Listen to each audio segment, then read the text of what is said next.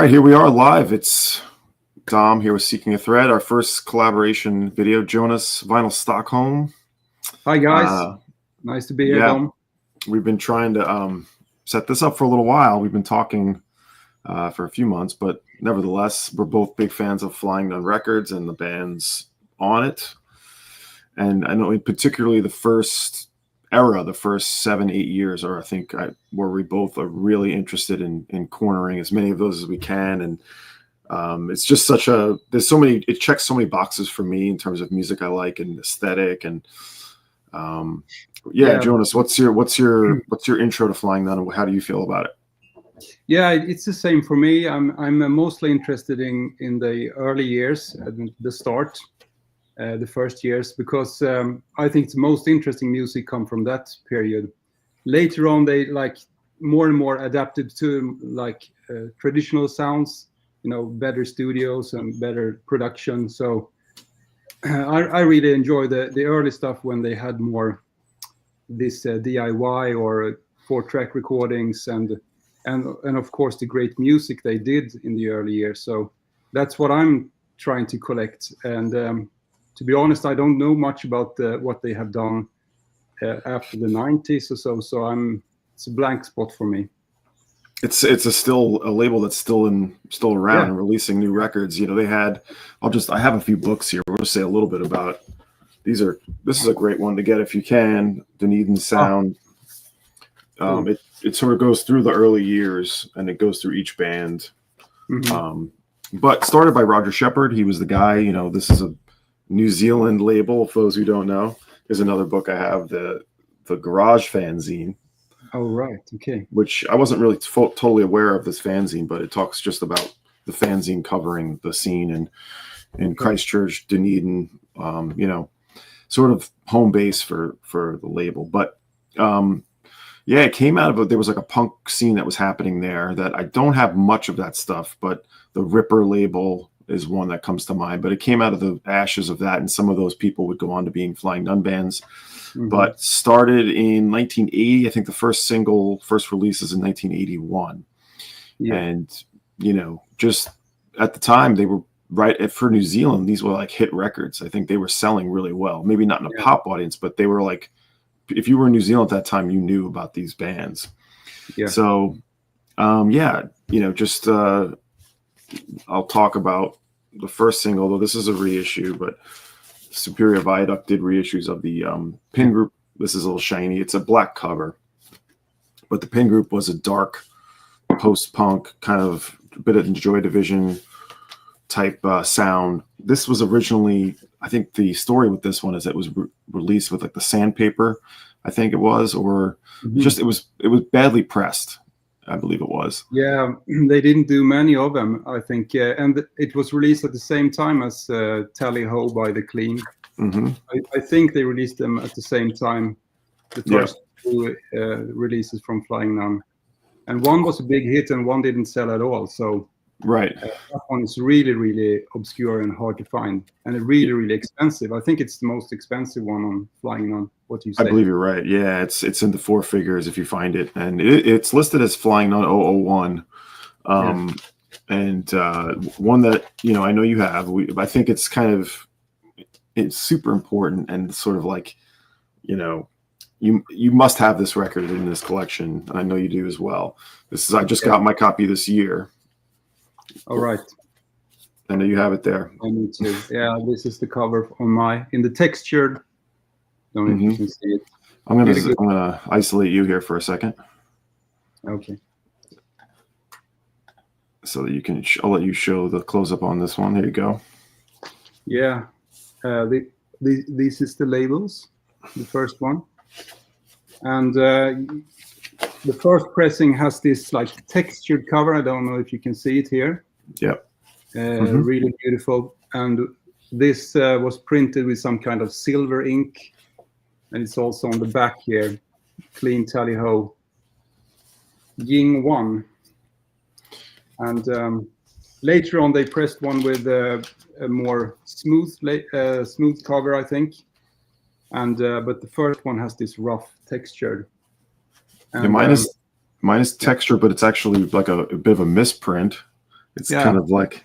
Okay. You can see that, and then And do you have the little insert with it?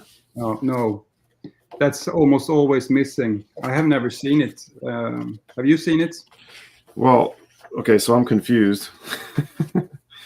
I kept the insert from from the reissue, but I don't honestly know why I have two of them. Oh, I know why. Because when I bought this year, he made a photocopy of the original. So I don't, I have the merge reissue version of it, and I have a photocopy of the original. So anyway, but you can send a copy to me if you want to. I will. I actually will. The thing is, when you see them, this is being sold. It never has the insert, the original insert. So maybe it was just on the few first releases, and then they didn't do it anymore. I'm not sure.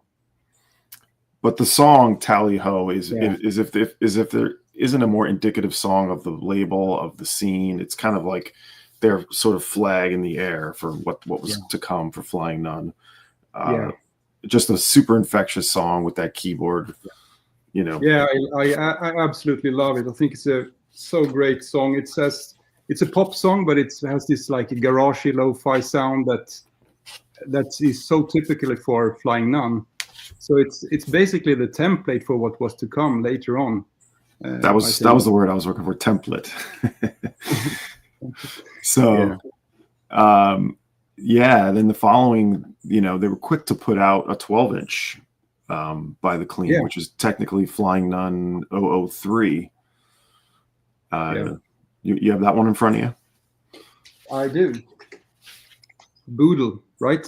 Boodle. Yeah.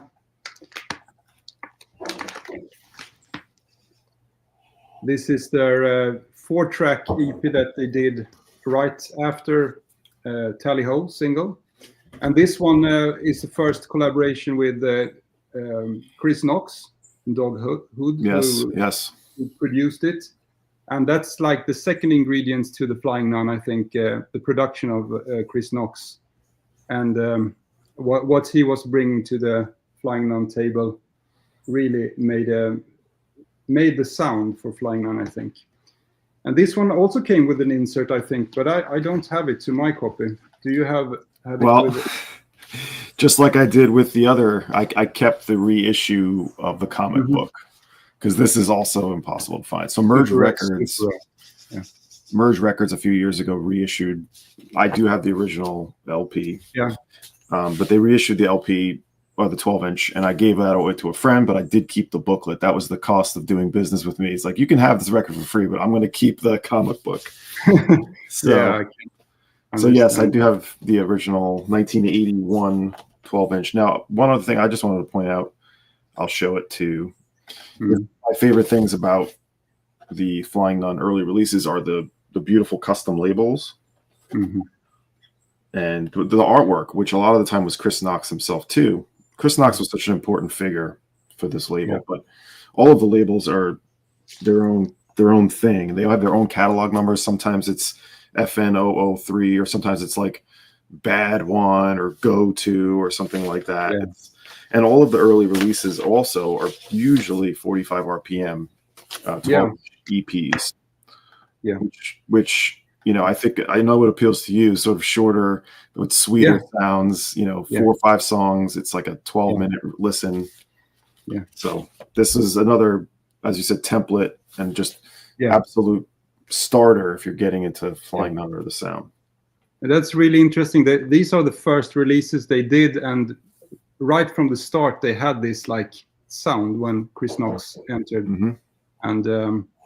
And that is like what became the Dunedin sound, I think. At least my interpretation of the Dunedin sound. I mean, the bands were different, of course, but the Clean is like the band for me. Oh, sure. I got into them first many years ago, and I just appealed to me from like someone who liked indie rock and punk. It kind of merges both those things. And they're obviously very influential, who would influence all of the indie scene pretty much in the 80s. So much of what was happening here was influential. Very much so. And then, you know, I think the other one we got to talk about is like another, I know you've shown this record too, is another important, I think it's listed as like maybe the next or maybe the fourth or fifth release is the Dunedin Double. Oh yeah. Got it too. We got the same. I'm going to isolate you on this one. All right. I have mine in one of them, those gatefold plastic. So, yes. But on this one, 4 bands got one side on a double EP. Let me just take out the discs here. So it's the Chills. They're first. This side is the Chills, and on this side it's the Verlaines, right? I think so. Yeah. Yeah. And another band called Sneaky Feelings got this side, and this one is the Stones with this Exile on Main Street kind of look. Yeah. The side. Really, really great. Also produced by Chris Knox and recorded by Dog Hood. So they just follow with their sound. And all these bands they're quite pop songs and quite lo-fi recorded, and they're so catchy and so great, especially the Chills side. I really, really think it's great. The Chills would be one of the most important bands, to bar none, for the label for many years, with Martin Phillips, who just passed away a few years ago too. But yeah, this was listed in the early sort of advertisements. You can see, you know, in the book, they have a lot of the early sort of flyers and advertisements, and, you know, they're like out now, Flying Nun 01, you know, clean tally ho, and then coming soon, the Dunedin Double. And, you know, they're talking about this. And so again, they're introducing a whole scene and introducing, you know, 4 bands at once, which is a really smart idea. You know, it's a double 12-inch essentially. You know, as I said, each with different custom labels. And this, you know, I actually just recently replaced. I had a reissue of this, which was, you know, this is nerdy talk, but with the Flying Nun pink and orange or pink and yellow labels. But the original Flying Nuns all typically have those custom labels. Yeah. Beautiful. Yes, I know. And I mean, so many great bands that they had. I mean, Dunedin and Christchurch, all these bands from Dunedin, I'm not really sure, but quite small town, and they come up with so many great bands. Really impressive, actually. I think they alternated. I don't believe they're all from Dunedin. I think it was like either Christchurch or Auckland. Yeah. South Island. Yeah. I read a lot about this, you know, on this Dunedin soundbook, but I've forgotten a lot of my info. We need James Buttery here, but you know, it's a small country, so, you know, it was easy for things to sort of like, you know, populate in the different areas. But 1981, we're talking about another one here. This one's a little more lesser known, I'd say, and this was technically distributed by Flying Nun, but is, for all intents and purposes, is the Flying Nun, is the Gordons. Yeah, the Gordons. Yeah. This is like, if you like Sonic Youth, this is a little bit more of a Sonic Youth sound, a little more noise rock, a little less pop, I'd say. Yeah. I don't have their second record, which that may have been officially a Flying Nun release, but this is listed as distributed. I think it was one of those things like they made it themselves and Flying Nun helped them sell it. Yeah. Thank you. Is that the first full length on Flying Nun? It's an LP, right? Is it? Yes, I think you're correct about that. It's listed in 1981, and it's just after. Yeah, I think it's right after those records we just talked about. So, yeah. But like I said, if you are into like a bit of a noisier sound and great, still hooks, still like, you know, songs to hold on to. This was recorded in Auckland, October 81. And John Halverson, Alistair Parker, and Brent McLaughlin. So that's the Gordons. And I'll just show, since I'm here, since you showed the Chills there from the Dunedin Double, this is the first Chills single. Yeah, so good. This is one I did recently get. I don't remember if this had an insert or not. This is also from 1981. Beautiful artwork once again. That's, again, what I love about it. All of the text, like the clean record, the Boodle. There's so much text and so much to read there. Yeah, love that. Yeah. Yeah. Is this one you have in your collection as well? Yep. Oh, I you have do? that. I don't have Gordon's, but I do have this one. Oh, there we go. Okay. This. So I have the original, but I don't have Gordon's. Okay. So.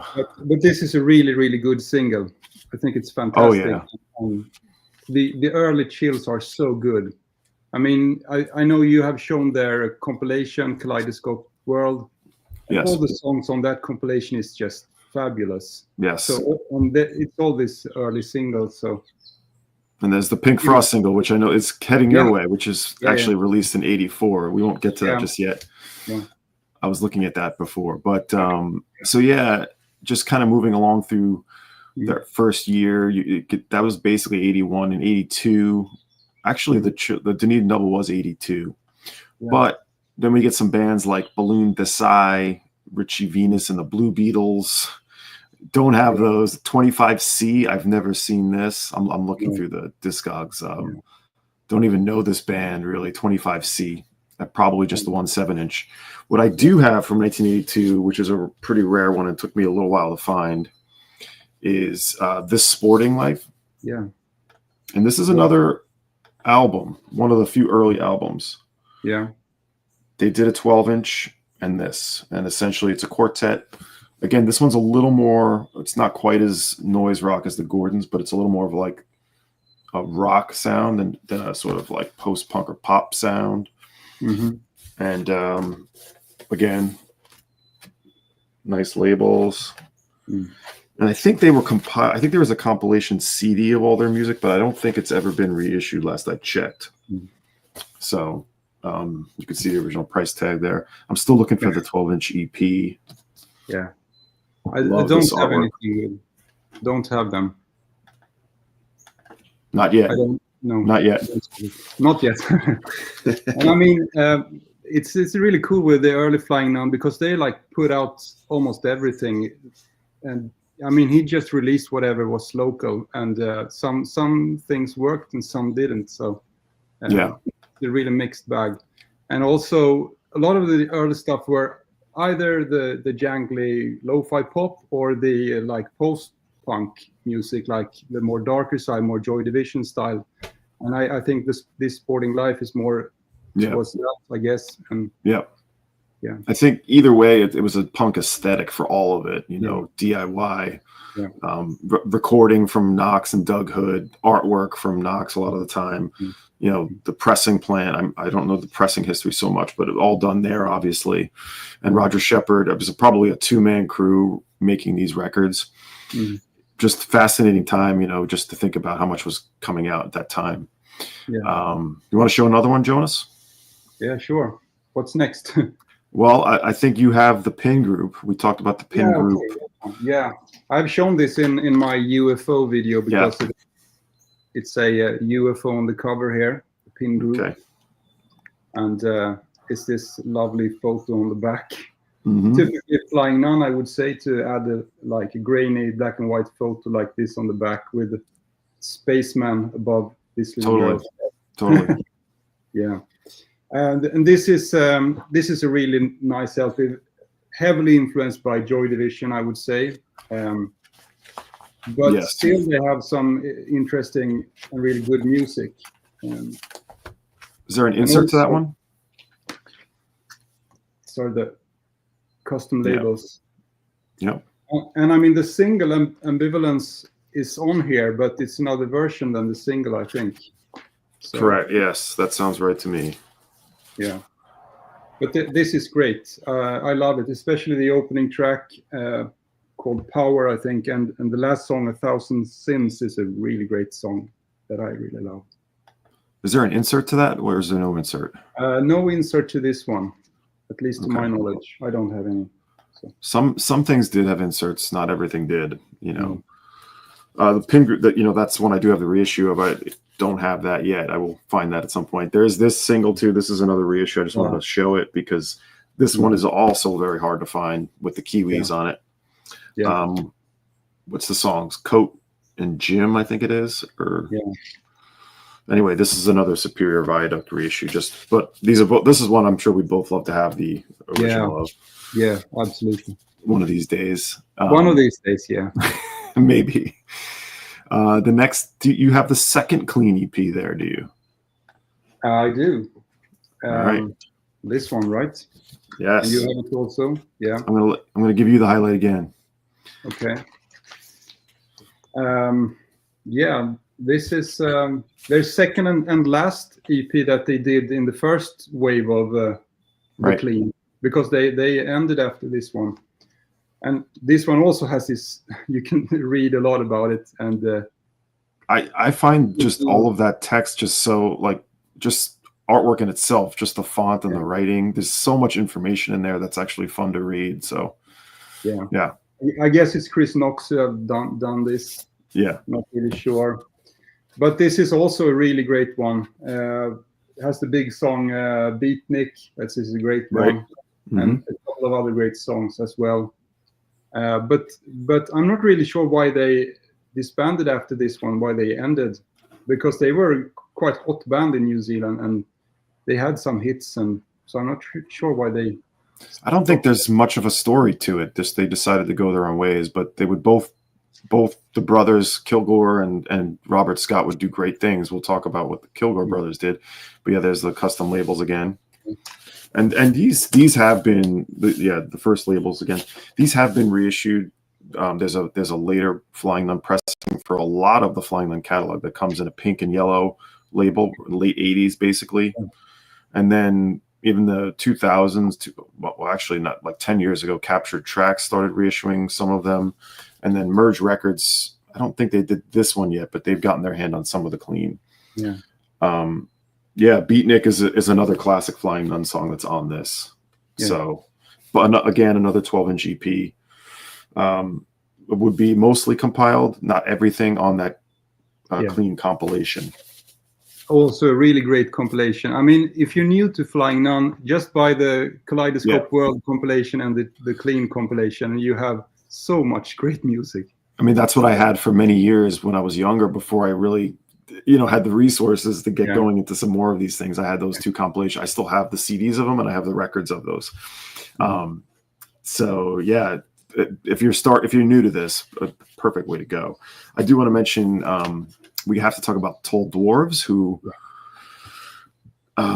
weren't the very first releases, but Chris Knox is a part of the Tall Dwarfs. He was in The Enemy and Toy Love. I do have a Toy Love original. Actually, I have it here. Oh, is it the one? Okay, maybe it's the same one I have. Yes, it's not great. Flying Nun, but it's Chris Knox, The Start. And I believe that's it was like a major label, I think, that did it, if I remember correctly. And also, I've heard that it was recorded in a very professional studio in Australia. Mm-hmm. And I mean, Chris Knox hated that experience with the big studio and all the editing and stuff. So he wanted to move away from that.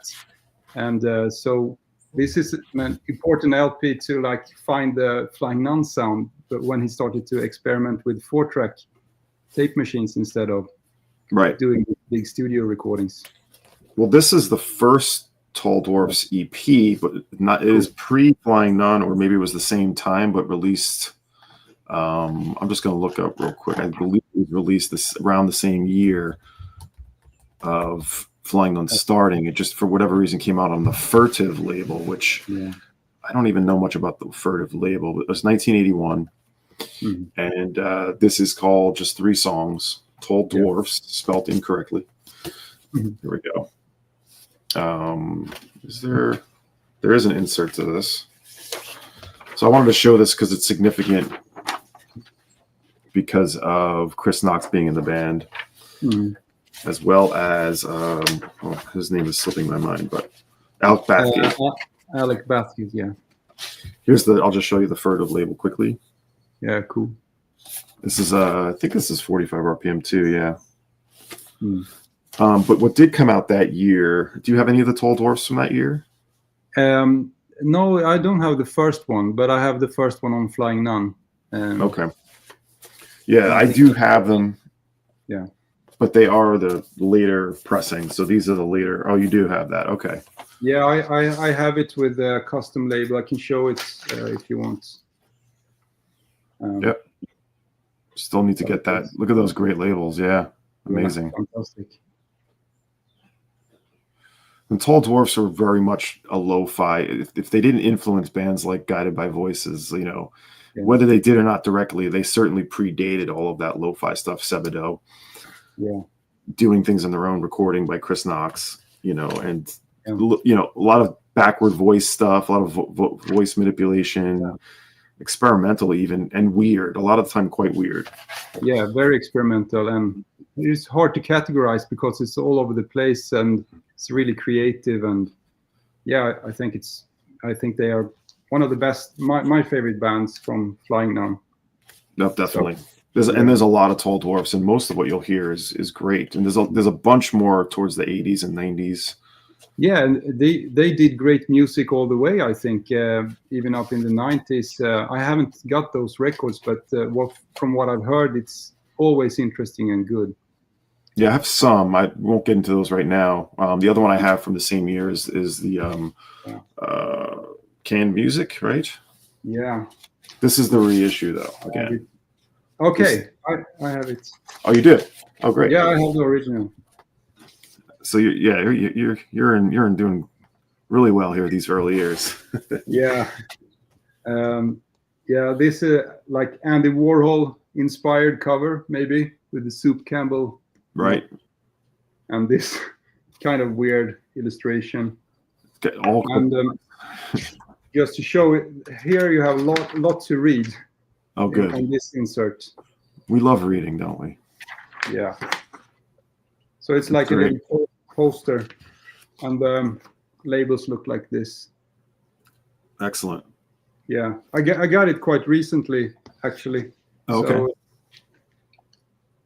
now, the seller we've talked about, maybe I'll link to him below, but, you know, when we post this, this seller, Brain Transplant, got hold of someone, must have been a New Zealander who was there at the time, who has almost everything you could think of, whether it's Flying Nun or associated, and multiple copies of many of the records, the rarest stuff. And he's been going through A to Z, essentially, as you see through the Instagram feed and selling through Instagram. If you miss the post, a lot of times you miss it. But he's up to, I think, Sneaky Feelings. So I'm waiting. Yeah. We're close to Tall Dwarfs, and we're close to this kind of Punishment. So I'm like waiting to see. But a lot of these records that we're showing turned up from that seller. So I'll link to that link. Some of the things might still be available if people want to check them out. Yeah, it's always, he's posting at night for me, so it's 2 in the morning or so. So I'm always sleeping when he's posting. Yeah. So I'm always late to the party. I've gotten a few things from him, like a few things we may show. But anyway, moving down the line here. So we're kind of in the 83 range. We're just looking through something we may have. Oh, I'll show this one. I don't know. Do you have the Getting Older single? I do. Oh, so another one we both have. Okay. Yeah. Go ahead. You can show it. I've shown.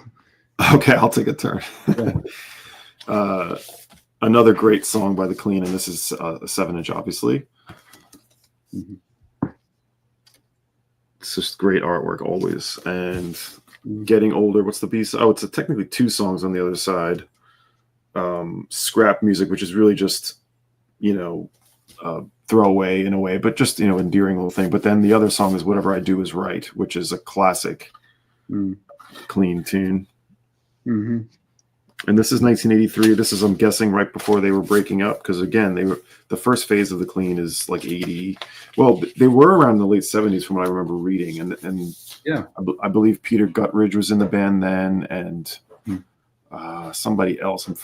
I'm blanking, but yeah, they had a different drummer for a short period, and when Hamish was just the singer, I think, but that was just a couple of months. But it changed. Yeah, the Clean, as we know, it wouldn't really happen until 80, 81, but they were effectively a thing before that. Yeah. So the one I really hope, I keep trying to get, but keep missing, is the Board Games Who Killed Colonel Mustard. Yeah. You're missing that one as well? Yeah, I'm missing that. Yeah. Yeah. That one I had the reissue and sold it with the intention of finding that. And that's definitely more of a punk band.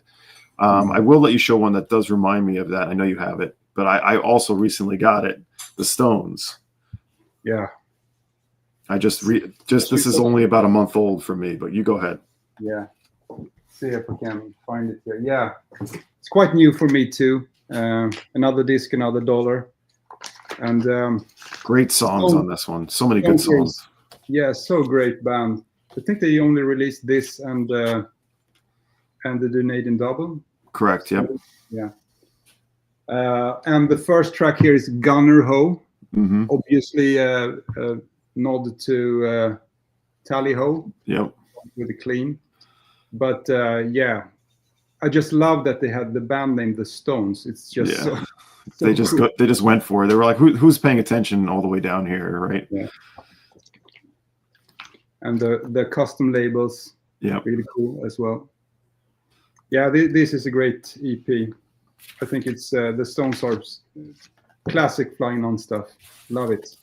This one kind of eluded me for a while, and there was a compilation of this with a different cover with the three of them shirtless, like on the cover. Yeah. I think Capture Tracks did that, which includes everything. So that may be available. But this one I saw at the record fair last year, and it was a little higher price than I wanted to pay, which I probably should have gotten it in retrospect. It was actually fine price, but I didn't. Someone bought it before when I went to go back, but finally was able to find it. And like I just love every song on this. Like it's definitely a little on the punkier side, but still poppy. Yeah, it's got the Flying Nun sound. Like the one thing we didn't mention is that's very signature for a lot of the bands is like the drum sound. There's a very specific drum sound that I think Hamish Kilgore really sort of almost pioneered. A sort of almost a motoric sound, but it has like this churning sort of like propulsive sound that everything. A lot of the bands had that going, so it's very danceable. Yeah.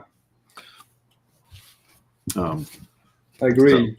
I think they even though they had a 4-track recording machine only, and I think that's Doug Hood who really got the really good sound of this. I mean, it's lo-fi, but it still really sounds good. Really punch in the drums and distinctive bass lines, and the gritty guitars and everything. All right, so we're doing really good here. I know you have we talked about the Kilgore brothers, Hamish and David, after the Clean broke up. And I know we're a big fan of the Great Unwashed. Yeah. Now the single, I don't remember which came out first. I think the single, when I checked, it's 84, so maybe we should. Okay. I don't have the first 7-inch in the PVC cover. That it's impossible, but yes, that one. Had it, I think on we'll talk. Yeah, the seller did have that with the original cover. It's a scraped up, similar to like what Rudy Column did. They released it in like a scratchy sleeve, and it ended up destroying most of the vinyl copies. Yeah. So that it would come out as a 12-inch, which came out in 84. We're going to stick to 83, and I know we're both big fans of this, and we've both shown it recently. Why don't you go ahead? Okay. Yeah, I picked up my copy in Den Bosch last year. Yep. And this is a beautiful copy. I probably overpaid for it. It's kind of mintish, but that's okay. You got it. And the custom labels. Yeah. So, I mean, this one feels like they were just messing around, like they were just trying to kill time. But there's actually some really amazing songs on this, and I think you talked about it when you covered it, when you found it, that it almost has like a psych folk quality or like an acid folk quality. Yeah. Some songs have that, actually. I think some are more acoustic with the guitars, and some like almost hand drums, and some are more classic like guitar music. Yeah, I mean it's akin to what this maybe they were thinking about Chris Knox and the Tall Dwarfs just recording on their own and doing 4-track, and they're like, hey, we can do that too. And the title, by the way, is Clean Out of Our Minds. Yeah. Which I don't know. I guess they were trying to back away from the clean or what happened. But this, like I said, there's just some really great songs like Small Girl. Like there's some really quiet things on this. Like very, very not like what they were doing in the clean. I guess that was the point, to do something different. That is almost more like going towards Tall Dwarfs, I think. Yeah. In the kind of creative Yeah. I like that. I like that font and that Flying Nun. Yeah. Super great. Yeah, so cool. So yeah, Great Unwashed. Really, again, like they did with a lot of Flying Nun, there's a compilation. I think that's a CD only, if I remember correctly, which I have, and I think it's actually quite rare now. It's hard to find, but Flying Nun would reissue a lot of the stuff in the CD era when they were when their stuff was getting distributed worldwide, and they titled everyone just compilation for most of them anyway. So there's a Great Unwashed compilation that includes the singles EP that we didn't talk about yet and the LP. So, talking about the clean, I mean, you have some of the early cassette releases as well, don't you? I do have the cassette. I should go get that. Because they are so good as well. There's such amazing music. I don't have them, but I have the one cassette, or Oddities too. I guess that's a great point. I didn't grab the Oddities record. Which, do you have the Oddities in front of you? No. I can go. The Oddities there's a vinyl reissue of the cassette, I believe, but I actually don't know if it's exact reissue. I'll go grab it while you show something else. Maybe. Do you have something else in front of you from that year? Yeah, I have one more. I have two more actually. One 7-inch and one. Okay. I can show the next one.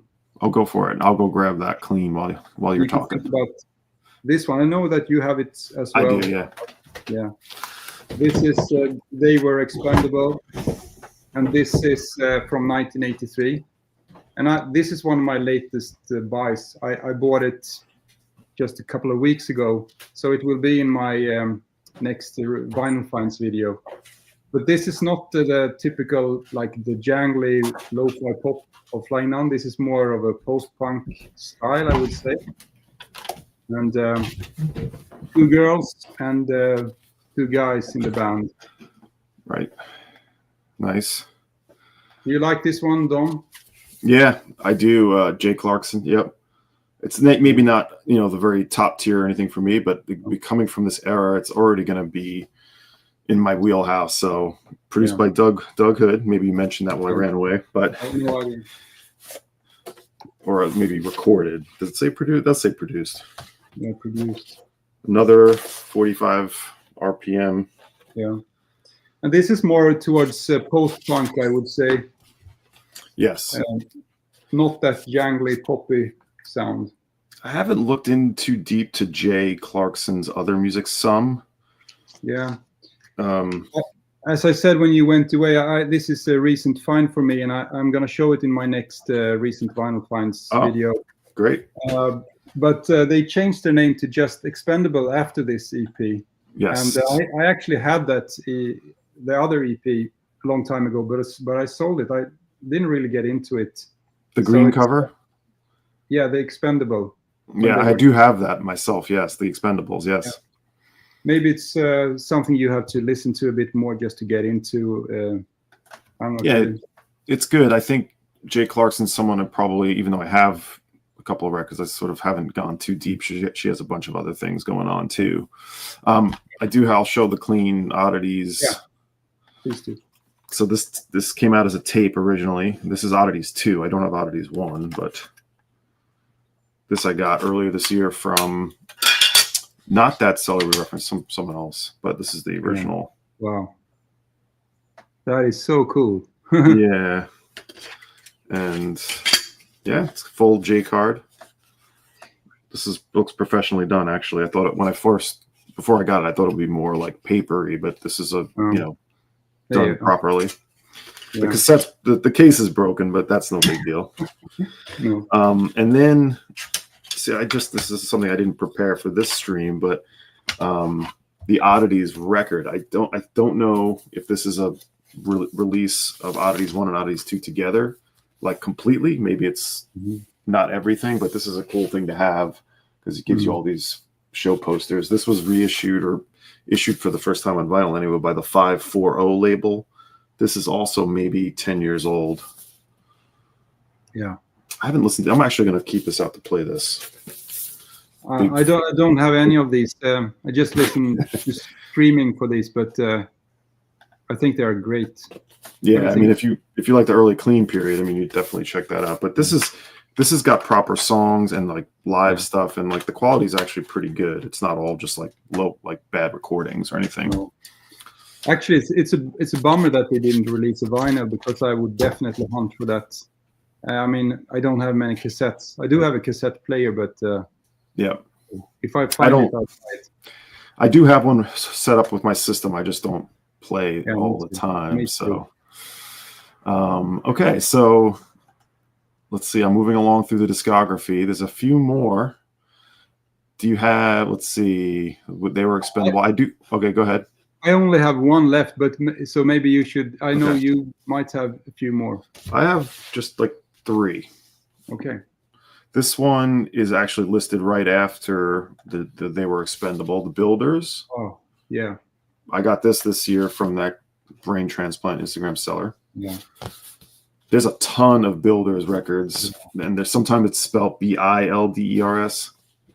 Yeah. And this is what's his name again? You can see how well I know this. Bill Dyrene or something like that. Yeah. And this one, engineered by Doug Hood. For whatever reason, he's got what looks like the Empire State Building on the back there. But Bill Dyrene, yes. And again, we'll say 4-tracky bit sort of. It's almost like punk done with like in a folky style, I guess. Would you say? Mm-hmm. Something like that? I don't have it. I have listened to it a bit. I mean, and it's have quite different styles. Some of the songs are more jangly, and some are more raw, garagey, post-punky stuff. So it's a mixed bag, and he has done so much music. So it's hard to get into his discography. I don't know really where to begin, but I guess that is a good start. Yeah, a lot of them haven't been reissued. This one has. So this one's findable. I think the reissue is like less than $10. Yeah. And he's definitely a lesser known name, but very prolific for the era. So, and I know when that seller who was selling on Instagram, he listed all of his records and people grabbed them all up. I think you don't see them too often. So this was one that I was able to get. Yeah. Beaten Hearts. It's a rare one. Yeah. Yeah. And okay, so why don't you show one more? I do have 3 more now after that, or I'll show one more and then you go ahead. Yeah. So this is one that took me, was on my want list for a long time. This is one I didn't think I'd ever get. And I know Stunty got one just before I did, because he's a big Chris Knox fan. Yeah. This is Songs for Cleaning Guppies. Cool. Yeah, cool. This is the first LP for Knox solo. Yeah. Only releasing 300 copies, I think. Yeah, it's rare. To get this one, I got turned on to a guy who had it in Australia, but he was only selling. He didn't want to ship overseas. He was only selling locally. Okay. So Stunty actually, I was talking to him about it because he had just gotten it, and he's like, "Well, just change your country to Australia, then click to buy it." Yeah. Which was insane. I was like, I never thought to do that. And I did. And the seller was fortunately not upset and was like, all right, I'll ship it to you. But they were inexperienced. And so I had to like double check that it was like in good shape and everything, which it is. It's actually, if I remember correctly, not perfect, but it's fine. It's one of these things. It's a lo-fi record. So yeah, I'm sorry about the glare there. But again, Chris Knox, it's really a continuation of what the Tall Dwarfs are doing with just himself. Yeah. And we'll talk more about him if we do part 2, because he's got so many amazing LPs with his own, all of his own original songs. And he was such a gifted songwriter, is still a gifted songwriter and a gifted artist. And I really love this record. Yeah. I don't think he had an intention to release it when he recorded it. It was just him experimenting with the 4-track. And then they like asked him to release it, and he just did. That makes sense. Yeah. The cover, it just says all these different, all these different adjectives: puerile, self-indulgent, sniffling, pathetic, mindless, sexist, racist, capitalist, culture sucking, fatty waffle. But I can't help it. I like it anyway. Yeah. So it says at the end, so I feel you should cross out by, avoid it. Yeah. Yeah. Anyway, he's a character. Absolutely. A great artist. Mm-hmm. All right. So why don't you go ahead? Yeah, the last one is the Verlaines. Oh yeah, nice. Death and the Maiden single. Yeah, you showed this recently. It was a great song. Yeah, I showed it in my like DIY post indie kind of singles. And I mean, Verlaine is not my favorite band from Flying Nun, but the early stuff is great. Also recorded by Dog Hood and Chris Knox. I'm not sure if this is Chris Knox, but this is just a smashing single. It's one of my favorite singles from Flying Nun. The Death and the Maiden song is really, really catchy and got all the right ingredients. Mm-hmm. Yeah, I would love to have that one too. It's great. Yeah, I love it. I agree with you. I do have one or two Verlaines records a little later on. They're good, a little more sort of like alternative rock, I might say. Yeah.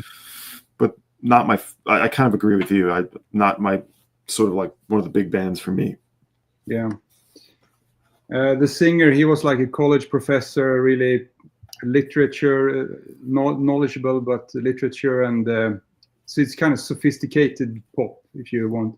Sure. If you compare to the Clean, that is more like teenage enthusiasm or whatever you call it. Yeah, there's. I'm looking at that single now. There's the Sneaky Feelings single is one I just missed last night from the cellar. I was hoping to get that. Yeah. Yeah. Also in that year, you have a few obscure things like Fetus Productions, which is more of an experimental thing. Mm-hmm. Another Balloon Desai 12-inch. Still don't have that. And interestingly, The Fall released an LP or a live LP, but I think it was they didn't actually license it, but they ended up just letting it happen. Do you know the story to that? I have read it. I think they were really upset when they released it. I mean, The Fall were upset when they released it because they didn't really know about it. And I think it's in an Australian live show they recorded. I don't know the story, so I can't really talk about it. But, yeah, same. That's basically what I know about it. I know it's pretty rare, but I have seen it. Yeah, I've seen it too. It's cool looking. It's not something I'd probably get unless it was, the price was right or something. But yeah, the price has to be right. I'm not a big The Fall fan. I mean, a few songs. Interesting. There, okay, I didn't know that. But, I can't listen to too many songs in a row because he has his singing style and. You don't like being yelled at the whole time? Exactly. Something like that. But something like that. That's Fall in a Hole. That came out in '83 too. Don't have it. But another band I don't really know very well, Netherworld Dancing Toys, one I at some point would like to get. There's This Kind of Punishment. I used to have the reissue. I'm hoping to get that when it comes through. But also in '83, I do have this one. And this is one that I was able to get from New Zealand, Victor Dimisic Band. Okay. This is another pretty obscure one, but a real well-loved title. People are definitely looking for this one. Yes, me too. Again, I forget sort of the story with Victor Dimisic, but wait, I have a little card here. Hold on. See, I had featured this in one of my videos where I sort of go in depth to each record, and I have a note card. But this was in from '83. As you said, we're sort of covering the years '81 to '83. Members of the Pin Group, Scorched Earth Policy, great one. Terminals, and Roy Montgomery is in this.